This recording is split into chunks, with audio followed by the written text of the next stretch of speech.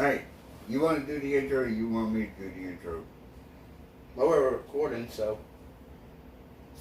Well, welcome to MMC Million Mile Club, to a new segment we like to call GEARBOX GRIND, where we just sit back, relax, have a nice little conversation about our opinions about what we've recently watched or what we have watched on our downtime. And just, or what you want to hear us discuss. Leave a suggestion in the comments below.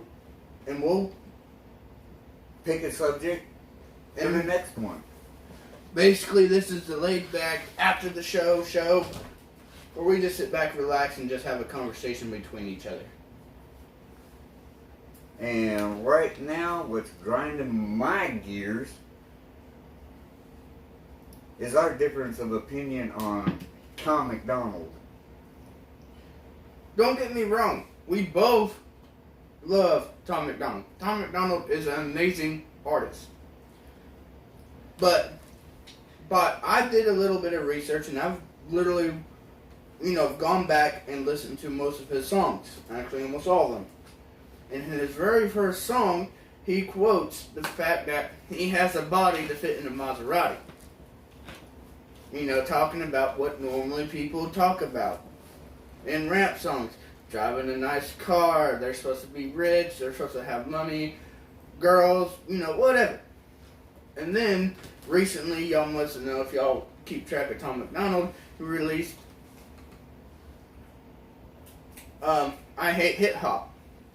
I Hate Hip Hop. Well, I Hate Hip Hop. Hip Hop. And then that he came song out with Famous. With that, I Hate Hip Hop is basically saying everything. He doesn't want to be in a box, and he hates how hip hop has came nowadays. And then, not even a week after that, he released Famous, and in that song, he's saying that he's became exactly what he hates. So in the beginning, he started off like a rapper, then he changed his views, and he started doing what I like to call controversial rap, where he puts his finger down on touchy subjects that nobody wants to talk about, rap about, or put in music. To get people to think. Stop, think. Back up. Stop and think and make a link. Stop all this hatred. We're all human. We all live our lives. And we all just want to live. We don't need the negativity. Stop and think about what you say. And so I've came to the conclusion that Tom McDonald started off just wanting to be a normal rapper, and then he found his own lane, created his own lane, and he's still on that lane. But deep down, he still feels like he's become what he hates the most, which is just another rapper rapping about cars and girls and money and liquor. But that's not the fact at all when he's actually... Or rap. Like Upchurch was saying, when he was trying to get his lane started. Quit talking about the big trucks, the mud holes, beer, and campfires. Even though he still does it. Every once in a while. But he made a whole song called Campfire Cologne. Yes, showing his diversity. He can't do country. He can't do rap. He can't do rock. He can do... I'm waiting for Gangster Grass. Gangster Grass. No, but he still falls in that box sometimes of that doing a regular country hip hop song where he's talking about beer and girls, and yeah, there might be country girls and driving a jacked up truck, but he still falls in that line sometimes. They're not following the mainstream of that every other dang artist follows.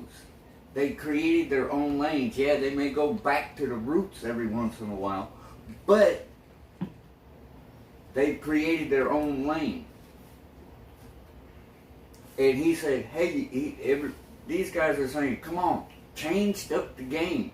We're getting tired of the same old stuff over and over and over and over and over again. People that, I don't listen to very often. But people like Jaga Boys or something. They always rapping about the same stuff. Or Jaga Boys, Florida Georgia Line. Yeah, but those are people that have been signed, or not Jaga Boys, but Florida Georgia Line. They've been signed by a dealer. They have to put out whatever somebody tells them to put out. They're not independent. That's what this independent thing is all about. We're getting tired of hearing the top 40 same artists saying the same thing 50 different ways just to sell a ticket and fill a freaking stadium. Like I call it stadium country, where it's the same thing. Over, but with different music. That's with any genre, not just country. Yeah, well, like I said, it's they leaked got over their to artists rap. that they go to fill and make money. It's leaked over into all genres of rock and hip hop and rap, and it's all leaked over. It's the same thing reverberated over and over again with a different beat, with a different lyric here or there. But what I'm saying is Tom McDonald has started to do the leak, and then he caught himself. But now he's starting to feel like he's still doing the same, and we're like, no, you're not. You, like I said, he's a controversial rapper. He'll put his finger in the pot of anything and everything that nobody wants to talk about. Politics, racism. I'm surprised that he hasn't even made a rap song about He made a song about the Illuminati. Illuminati, and I'm surprised with what's going on with Iran and stuff. I'm surprised he hasn't made a song about war yet. And it's probably gonna be coming. I bet he's gonna make a song about what's going on with Iran, and I can't wait if he does. And if he haven't had the idea, hit me up. Hey, it's like this. They want to invade America, guess what? Well, let's not talk about politics. They got all of us redneck, white trash crackers that they're going to have to deal with. Oh, yeah. Well, let's start getting into politics, because then this video will never end. No. So let's get back on topic of talking about signed artists versus independent artists, and changing the music industry and artists getting what they deserve. Oh yeah. Cutting out the middleman and making their living. I mean, we're seeing it all over YouTube where independent artists are making it. And they're actually making a living and actually making good money. Like that's a couple of months ago, I think it was, Upchurch uploaded that song "Dodged a Bullet," something about Taylor Swift and all that shit that went down with her signed artist.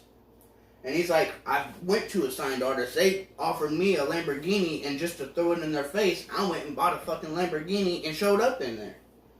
Driving the Lamborghini. Granted, it was a 2-wheel drive, the cheaper version, but still, he rolled up there in a Lamborghini to show it in their face to go, I don't need your money. I'm doing good by myself. But I still give you the benefit of the doubt of showing up. Here's the fact. You can check it out yourself. About the music industry and the prison system. Signing the contract, I think it was 1989. Using rap music and the lifestyle of selling drugs, chains, cars, hoes, booze, booty, this, that, and the other, to trap kids into thinking that way. Oh, that's a popular opinion of how to make it, and then when they don't realize that real life, when you get busted for that, you wind up in the prison system, which is turned into cheap labor camps. And they have a contract with the music company, with the music industry, to keep producing songs like that. The songs to keep the prisons full. That's a fact. Do some research. That's why these new artists, independent artists, there's some that still get into the same track and everything else, but you got artists out there like T-Rev, because that's the only 757 thing that trying to sticks. change it. Because they sit there and all these people that don't have a horizon, you know, they sit there and, oh, well, I like this little person, little yachty, whatever, you know. Yeah, you ever notice all the artists that are signed, that got the money, that's controlled by the music industry, they always have the word Lil in their name. Not little, Lil. Lil, L-I-L. But something we found out the other day. What is up with all, God rest their souls, bless their souls. What happened to, who just recently died in the Juice WRLD. Juice WRLD just passed away. 20-something years old. And then and before that was and then XX-Takeon. Then last night, Eminem No, not that. he dropped his album, his new album, with a feature that had Juice WRLD on it.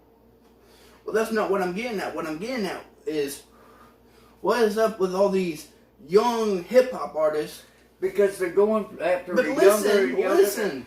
Boy, You're not letting me talk. Me and you discussed this before.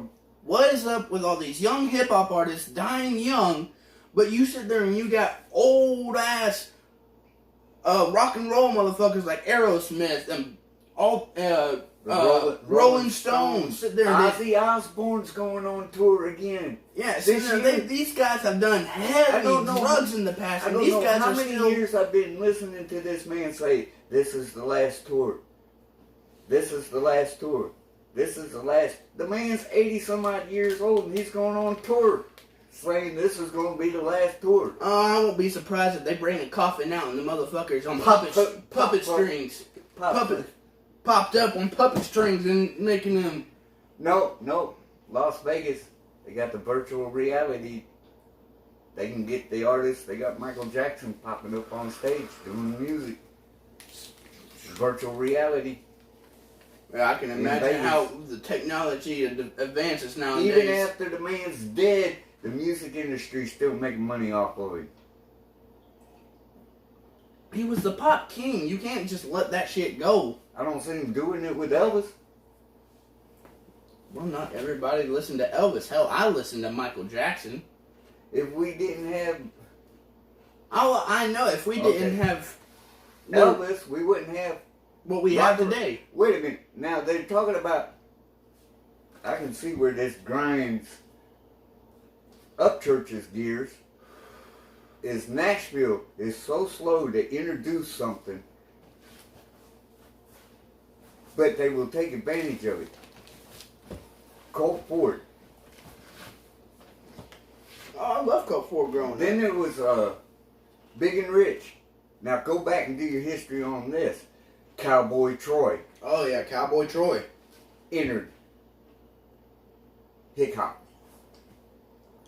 Go back and look at some of the old concerts. He was one of the first that did this country rap hip hop scene. He's the one that I want to say. He was one of the. Look at UGK, Underground Kings. They did a song going about after country the rap. East Coast and the West Coast, saying you motherfuckers are forgetting the South. And we're down here, and we're coming for you. Underground Kings. I love music. This man has learned so much, not even over his years.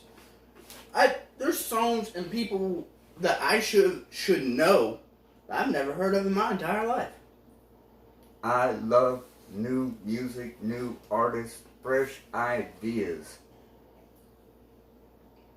You should have seen him when Ronnie. Even listen to You should have seen terrestrial radio anymore. You should have seen this man when Ronnie Radke dropped his Popular Monster. Man, this man was shaking the damn trailer.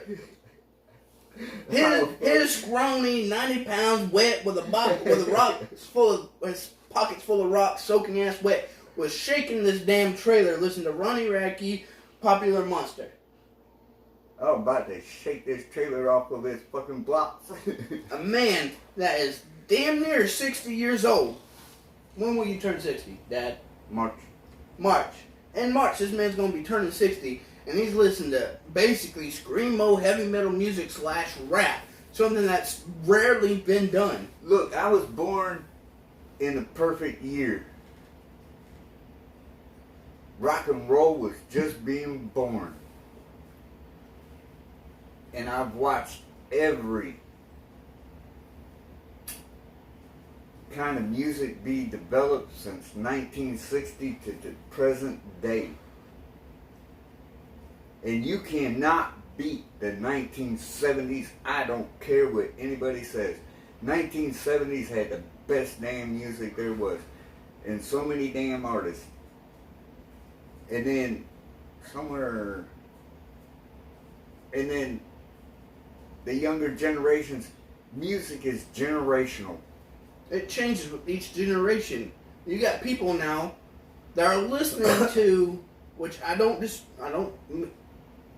care what they listen to. They listen to music that's not even in their own language, like this K-pop. Baby. I don't even know what he's talking about.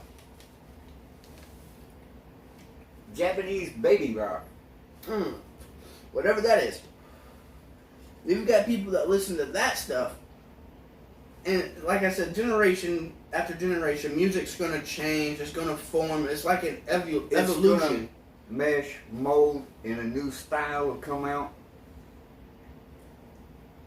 When we can get going and everything, I'm working on a sound. One thing I love from being a trucker is trucker music. But it's got this old habit of just die-hard country style that gets a little radical at times. They play the harder style country. But I'm developing a whole brand new sound for the new generation of drivers. You watch. This man's going to produce something.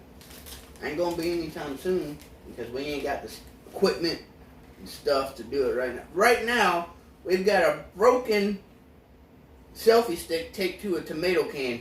And that's our setup. Sitting on top of a... What's that thing? Shower chair. A shower chair. That's our setup. But hey, you work with what you got. And it's working so far. Once we start getting, on this, we start getting our genre, or not our genre, but watch. All right, we're going to drop something. All right, we could go on and on about what grinds our gears, but we're going to have to save that for another time because we're starting to run long. Tune in to the next Gearbox Grind. Leave your comments, your opinions, not the popular opinion. Your opinion. What you would like to see us discuss down below. What grinds your gears. Don't forget to hit the like, the subscribe, hit that bell, turn the notification on for the ring-a-ding-a-ding-a-thingy.